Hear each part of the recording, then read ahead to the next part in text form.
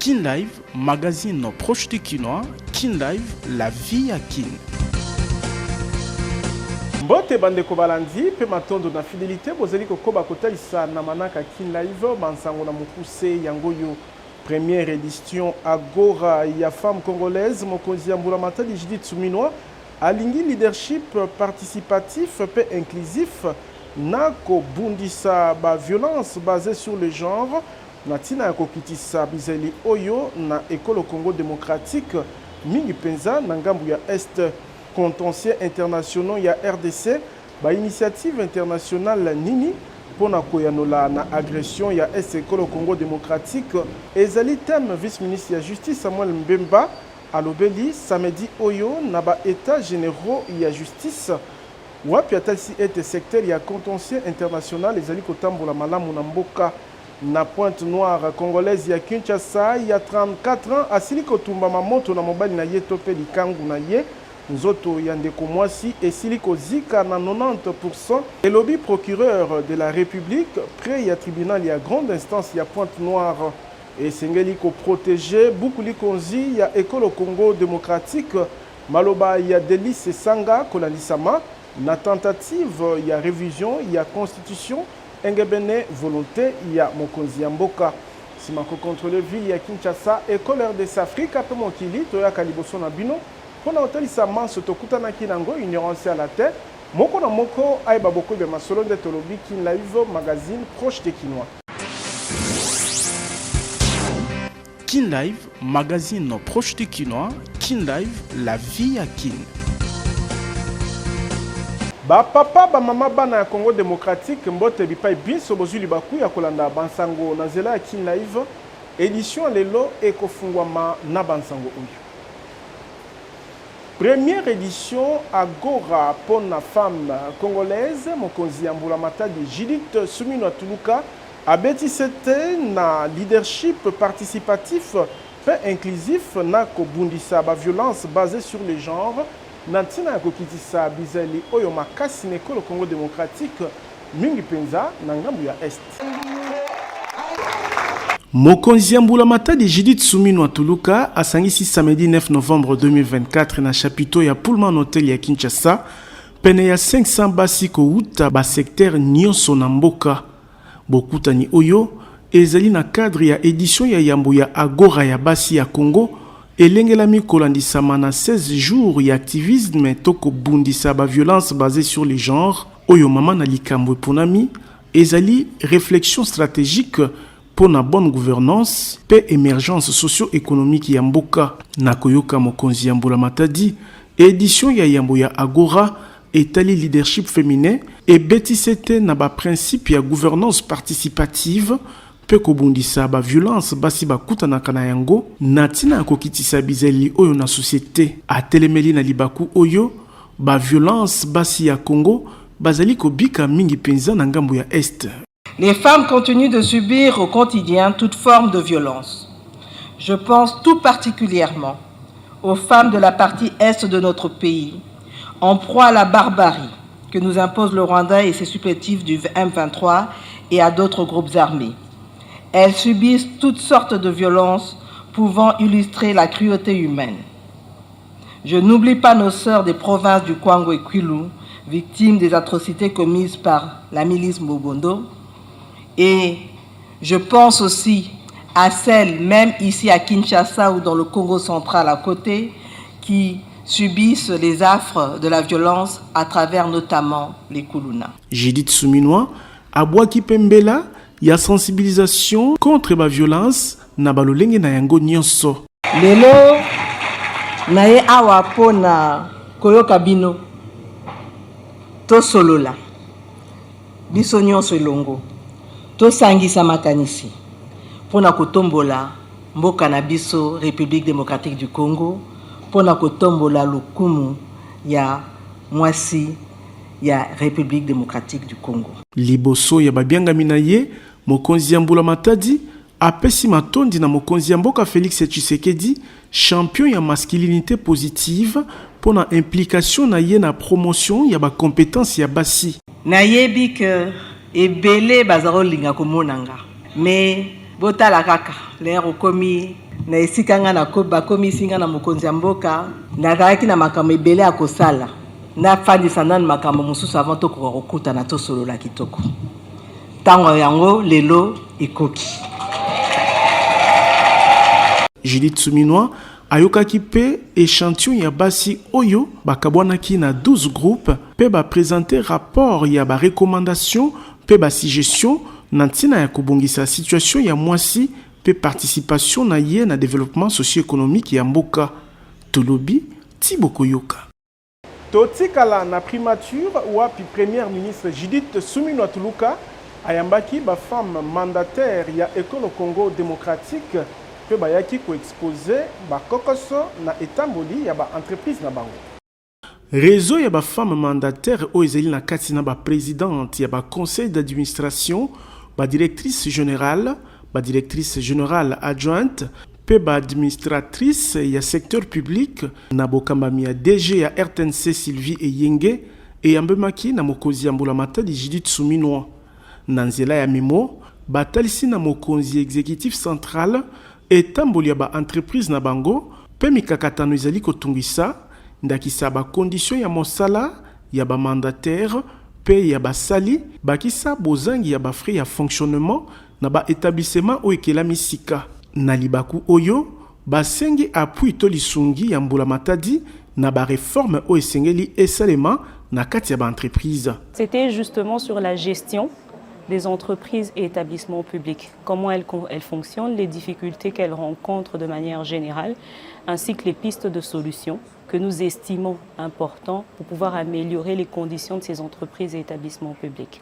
Nous avons repris quelques lignes que je ne peux malheureusement pas aborder ici, mais nous avons parlé de plusieurs points, notamment les réformes par exemple, et puis l'amélioration des conditions de manière générale, que ce soit pour les dirigeants et même pour les agents qui travaillent en tant qu'exploitants au sein de ces entreprises et établissements publics. Bakamwaki, comment na ete mokonzi ya Mbulamatadi Judith Suminwa ayebi makambo na bango na motema pe atalisi na ba femme mandataire ete Mbulamatadi ezali déjà na mosala na tina ya koyanola na bosenga na bango. Elle était très contente, elle nous a encouragés. Et elle nous a aussi orientés, nous a donné quelques pistes de solutions et elle nous a aussi motivés. Et elle nous a rappelé aussi que nous ne devons pas nous attarder par exemple sur les conflits, mais faire un effort pour pouvoir travailler et améliorer les conditions de travail là où nous travaillons.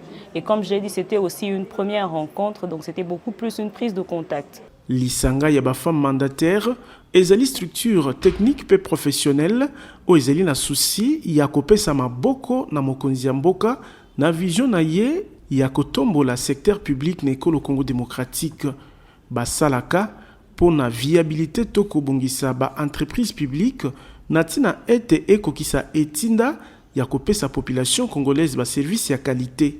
Tolobi Tiboko Yoka. Révision ya constitution na École Congo démocratique mingongo ezali kokoba komata pona kotelemela initiative wana ya mokonzi ya mboka samedi 9 novembre 2024 député national ya kala pe mokonzi ya envol Delis Sanga atalisi ete sengeli ko protéger constitution pona bolamu ya peuple. Empêcher un coup d'État que le pouvoir actuel veut perpétuer contre la République et contre la démocratie en changeant la Constitution. Nous disons, le 220, c'est le compromis de toute la lutte politique et démocratique dans notre pays et il doit être préservé et nous ne voulons pas un retour en arrière. D'abord, il faut sensibiliser le peuple parce que les gens ont tendance à oublier que cette Constitution est passée par référendum, contrairement à ce que prétend le pouvoir en place. Le 18 et 19 prochain, ce sera l'anniversaire justement de ce référendum. Et donc, nous nous retrouvons un jour avant pour dire au peuple que cette constitution doit être protégée pour le bien de notre pays, pour sa stabilité et la cohésion nationale. Le sursaut national, l'appel qui a été lancé, est lancé à tout le monde.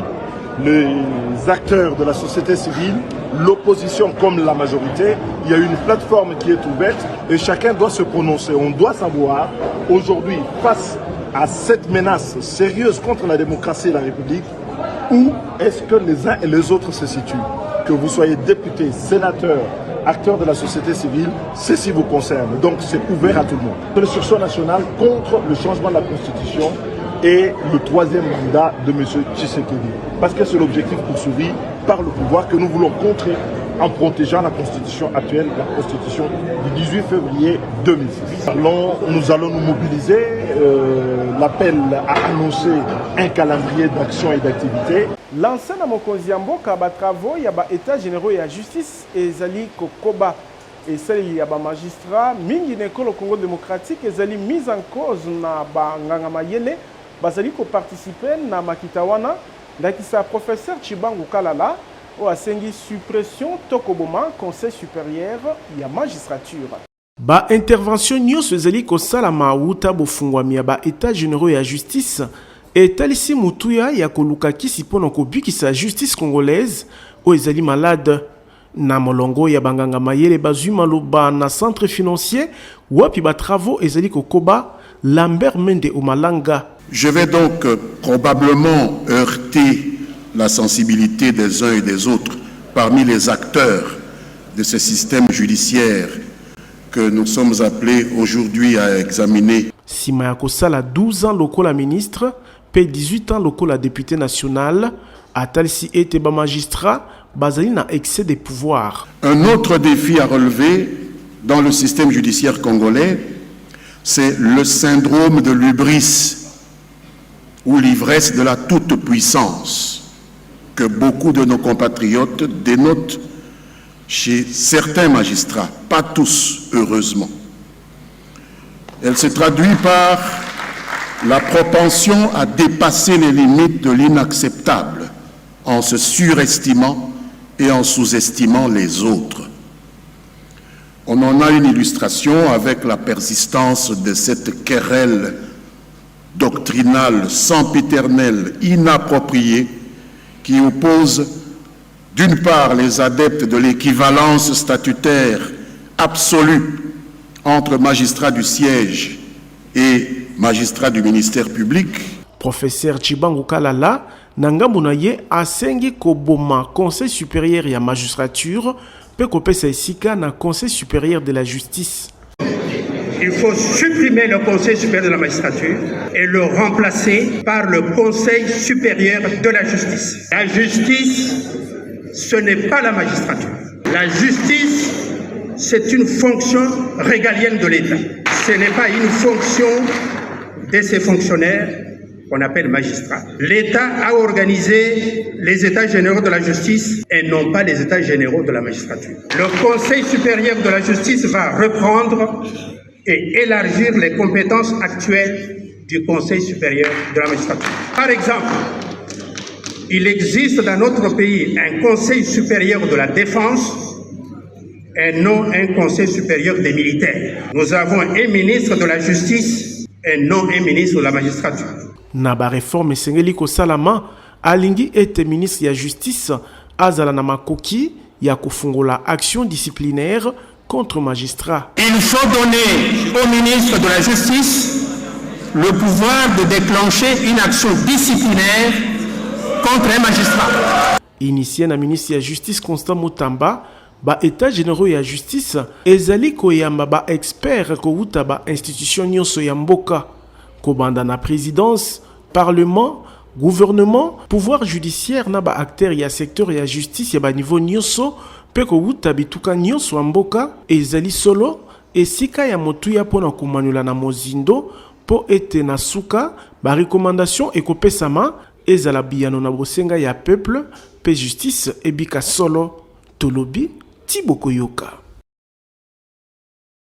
Contentieux internationaux ya école Congo démocratique ba initiative nini pona koyanola na likambo ya agression ya Rwanda ezali thème. Vice-ministre de la Justice Samuel Mbemba Kabuya a ebi na kolobela na ba travaux ya ba état généraux de la justice samedi 9 novembre 2024.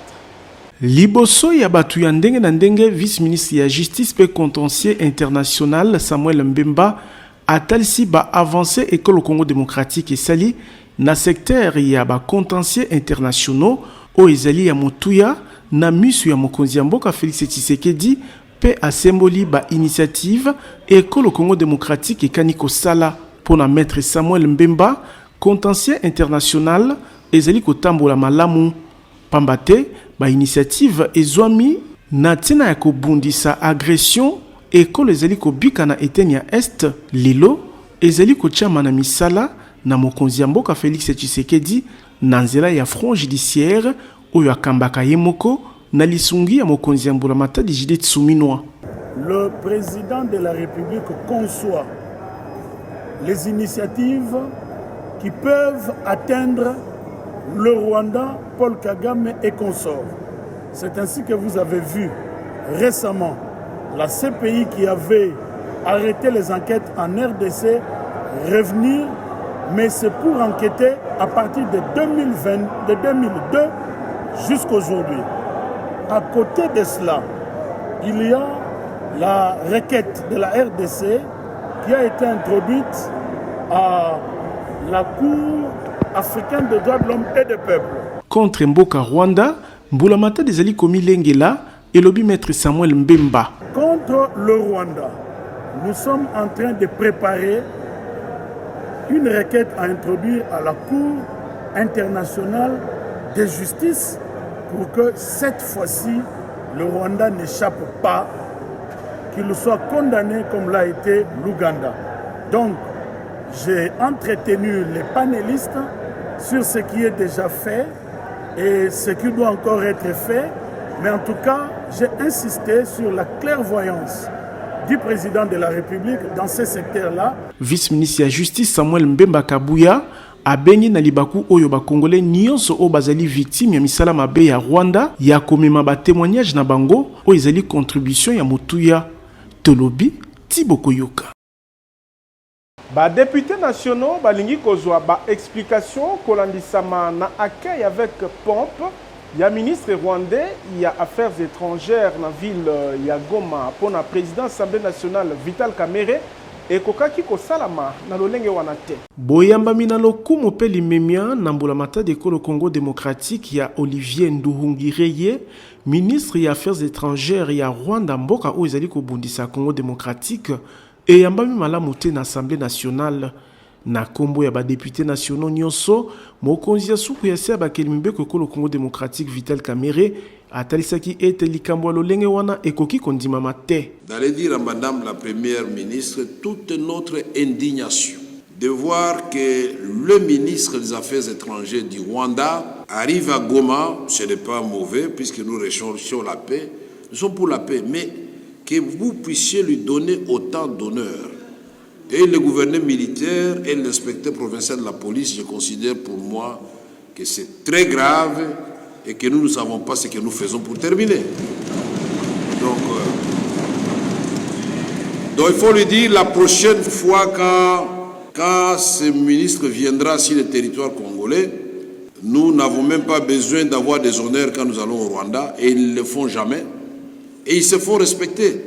Mais comment nous pouvons vraiment, dans la ville martyre de Goma, nous recevons le ministre des Affaires étrangères du Rwanda et c'est notre gouverneur militaire qui est au garde à vous avec l'inspecteur provincial de la police. Non, ça nous disons non, transmettez cela à Madame la Première ministre, que tous les députés sont indignés par ça. Et Zalaki na plénière, et bongisamaki pour la prorogation ya état de siège, nde mokonzi Assemblée nationale, apesa kimbela oyo na vice-ministre ya justice, oyo yaki na Assemblée nationale, na kombo ya gouvernement. Ministre d'État et Affaires étrangères, asengeli kolimbola likambo wana, liboso ya balobeli ya peuple congolais pona kocha pole. Pambate, na koyoka Vital Kamerhe, bokutani wana, ekokaki pe kosalama na Matadi, Mbujimai, to ville mosusu, kasi Goma ville martyr te. Tolobi, Tiboko Yoka. Totikala na bansango ya Assemblée nationale, wapi président Vital Kamerhe, aibaki koyamba délégation intersyndicale ya RTNC, oyo basengi bokoti na misala ya barème ya sika ya lifuti na bango.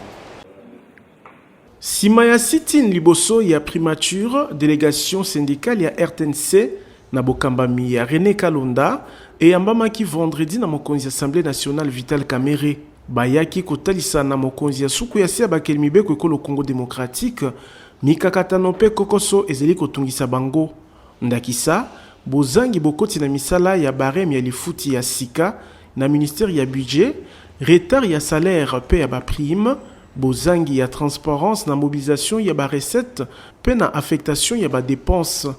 Délégation syndicale ya RTNC esengi implication ya autorité budgétaire pour na bokoti na misala ya barème oyo etikala nanu kobanda te wuta 2021. Awa mokonzi Assemblée nationale professeur Vital Kamerhe aibaki kopesa mitindo na président ya commission Ecofin Guy Mafuta ya koyamba ba syndicaliste oyo na tina ete ba participer na ba travaux na commission oyo Assemblée nationale pour na kotala lolenge kani kokotisa na misala barème ya sika na exercice budgétaire 2025. Na libaku oyo délégation syndicale ya RTNC esengaki pe renforcement ya niveau ya bakambi ya entreprise oyo ya l'État pona kobongisa na tina ya kolonga na transparence nyonso mobilisation ya ba recette oyo ekoki kosala ete RTNC ekoma autonome na likambo ya misolo pona bolamu ya basali nyonso. Boyeba ete mokonzi Assemblée nationale ayambaki ba syndicaliste ya RTNC nzela moko na délégation syndicale ya ministère ya formation professionnelle oyo bazeli na babosenga ekokani. Kasi bango babakisi ete na molongo ya 100 000 agents kaka 2000 bazali na ba numéro matricule pe bafuta makana l'État. Tolobi Thibaut Koyoka. Na Pointe-Noire congolaise ya Kinshasa ya 34 ans asili kotumbama moto na mobali na ye pende komwasi aziki na 90% etalisi procureur de la République près ya tribunal ya grande instance ya Pointe-Noire. Boko kanisa ndoto nzoka réalité. Mobali ya tumbi mwasi na ye nzoto mobimba bondi melangai. Tozeli na Pointe-Noire na Congo Brazzaville. Na koyoka bansango, elenge mwasi ya 34 ans oyo, azali mama ya bana misatu pe azali congolaise ya RDC. Na salle ya réanimation ya hôpital général Adolphe Sissi, wapi azwami pona kolandela besoin de santé, procureur général ya République, pene ya tribunal ya grande instance ya Pointe-Noire, akitaki sur place na ba équipe na ye pona kolandela situation. Nini elekaki solo na oyo, bipai mwasi oyo abikaka na mobali oyo asali likama ya somo boye, ata eyano epesami te na motuna oyo. Kasi mobali yango, achami maboko pe azeli na boloko, elobi procureur général Stéphanie Souvenir Chibi Ititi. Hier, à 2h du matin, les services de police ont été appelés à intervenir en urgence pour secourir une dame victime des violences conjugales de la part de son concubin. Arrivés sur les lieux, les policiers ont découvert une scène d'horreur parce que c'en est une. La victime est presque entièrement brûlée. Elle a été conduite tout de suite à l'hôpital. Pene ya 90% ya nzoto elenge mwasi oyo eziki moto elobi procureur général près ya TGI à Pointe-Noire. Et ce matin, je suis descendue ici à l'hôpital pour m'enquérir de la situation, de l'état de la victime, lequel, selon les médecins traitants des propos du directeur général de l'hôpital, lequel état, je disais, est très préoccupant en raison de ce que la dame est brûlée à près de 90% de sa surface corporelle est atteinte. Le concubin de la victime a été interpellé, il est gardé à vue pour violence conjugale aggravée, conformément à la loi Moïbara. Et nous signalons que cette qualification peut changer suivant l'évolution de la situation. Likambo oyo esengeli esembola mamalamu na justice pambate bomoye elenge mwasi oyo nyonso ebebi. Tolobi Thibaut Koyoka. Kin Live, magazine proche du Kinois. Kin Live, la vie à Kin. Koma kola lopango na $1,500 ya pambaka soko futa be $500 mususu ekolanda moke moke soki pe olingi okoma patron ba bus ya sika 00 km na ba moto ezali kopesama na niongo na président Ziko Mukanga.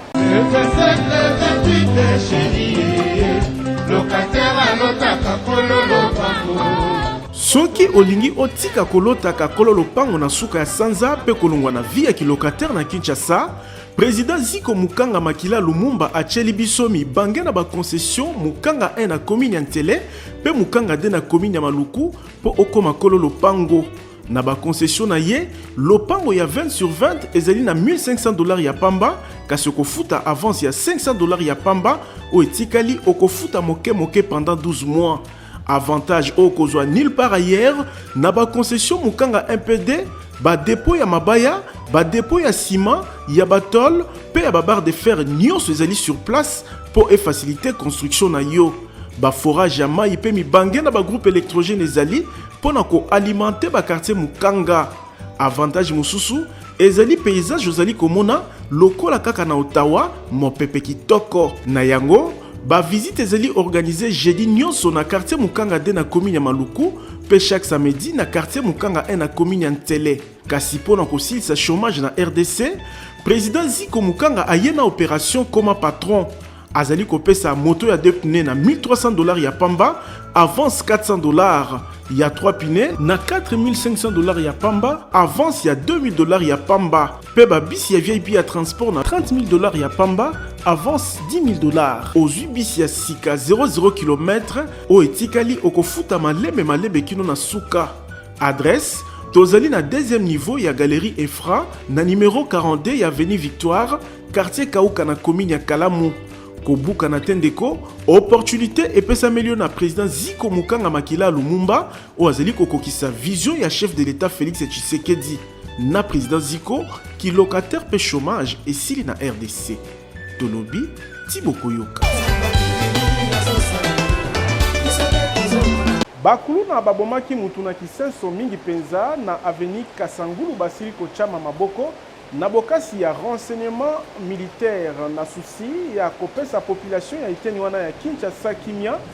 Lieutenant Ngoma Christophe asengi na bakonzi baye bako renforcer ye ba élément ya FARDC. Commune ya Kisenso ngai nazali chef d'antenne natinda make pa bakonzi nazali ko coordonner mbonga fula Kisenso nazana 64 quartier bapesi ngana bakonzi pona ko commander ko diriger na service de renseignement na sécurité militaire ya état major force terrestre lokola bakonzi bazala confiance na ngai bebi musala na salaka yango nazali mandaté pana bango na minute oyo tala bayike oyo bana oyo bakangami lelo babana babumaki mwana moko oyo biso na kata mabele oyo bazwaki ya na veni Kasangulu babetaki ye babumi ye balongoli oyo nyonso bazalaki na saki na $20 bazwaki yango lelo oyo bakwei na maboko lifelo mboka ezali ngai yeyo baza kobenga na sino lifelo mboka ezali lieutenant Ngoma Kasa Christophe oyo lelo oyo bazokende na état major force terrestre bakonzi baswila bango décision bango moko ngai nazali pauvre mandaté lokola batindaki ngai yango naza koenchaîner bango aki le droit bakende mpona mpe bakonzi basili ngai avu lifelo mboka ala oyo akosembola mpona kokonza population ezala kimia abanza banda na komi na esika oyo depuis le 30 juin ti lelo population bazala kimi na mabele oyo nayebi te soki nazokosa bango bazali awa baza koyoka ngai yango lelo mpe nasali kotia bango maboko nalingi mpe bakonzi na ngai bapesa nga baelema ya kosala bango mosala yango eza kotungisa ngai parce mosala eza mosapi moko te mosala esukolaka elongi moko te nasengi na bakonzi bacomprendre mosala naza parce que mboka eza na terroriste makasi naza na basite mpona tia basoda bakunianga bulambemba Kuli Rouge technique Carrefour la Kisenso car naza na basite ozosenga na tia basoda oui mama mama mwana wangu bango bomaki edanga mwana oyo wana atina loke na mutu baleka esali mwana na ngai mela kopona te akote soki ndenga lipoke eboma mundinga na ye nakoba mingi te mama ne na papa na ye bakote demanger mwana ngai justice a musane be bango fa bate demanger mwana ngai bala musane soki lupango soki fati wapi elakisa ye waye mwana ngo lelo yayo ayani bien c'est bien balaka sali moko ba mela bisika moko na côté nzoti defenda kuluna te kobembuka na mikili ya poto ezali soldé na agence de voyage Tour du Monde Service na nzela ya promo fin d'année na $800 ya pamba ozwi visa oke États-Unis Canada ezala na Europe kaka ndenge bayibatalelaka nzambe bayokisamaka soni te Congolaise na Congolais oyo balukaka visa na nzela ya agence de voyage Tour du Monde Service bamonaka mikili ya poto na facilité lokola ba expert na mambi matali ba démarche ya kozwa visa mayele na expertise ya TMS et pesi ba kinoise na ba kinois en particulier pe ba Congolais en général et belé ba visa ya kokende na Canada, États-Unis, Europe n'espace Schengen pe bipai na bipai.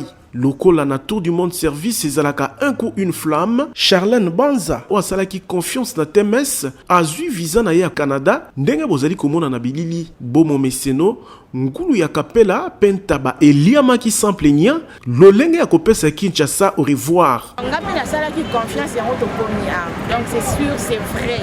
Lokola TMS asukisaka ba démarche na nzela te Charlène Banza azalaki accompagné na ba équipe ya TMS na aéroport ya Njili wapi azwaki mpepo mpona kokende Canada tala ye na Montréal bisengo na bisengo TMS na kati ya Canada tomonani basali musala kitoko makasi moto akosa yo te ndeko adresse ya kozwa visa na facilité ezali kaka Tour du Monde Service méga promo fin d'année pe ezali na $800 ya pamba okei mikili ya poto na pete tozali na numéro 5151 ya balabala Kasavubu quartier Matonge 1 na commune ya Kalamu référence Carrefour des Jeunes kasi pona ba réseaux sociaux landa TMS na page certifiée po ba dongolo misu o bazali kopola ebele a 0 bakomi kosala nyamu kino na ba page Facebook bakomela paiement na TMS visa nde visa tolobi Tibokoyoka. Kin Live, magazine proche du Kinois. Kin Live, la vie à Kin. Kin Live suki awa tozalaki na sengo ko présenter bino ango na kombo ya équipe technique et rédactionnelle totondi bino botondi kasi tika totombela mbotama elamu na mama Saranganza o azali ko souffler na buju moko de plus na bomo inaye magazine Kin Live penga email totombeli mbotama elamu mama Sara Nganza totombeli pe mbotama elamu na Sara Lukusa o azali ko souffler na buju moko de plus na bomo inaye magazine Kin Live etombeli mbotama elamu Sara Lukusa botikala na kimia na mbota na bino sima caméra ezalaki Fabrice Bengo. Kin Live, magazine proche du Kinois. Kin Live, la vie à Kin.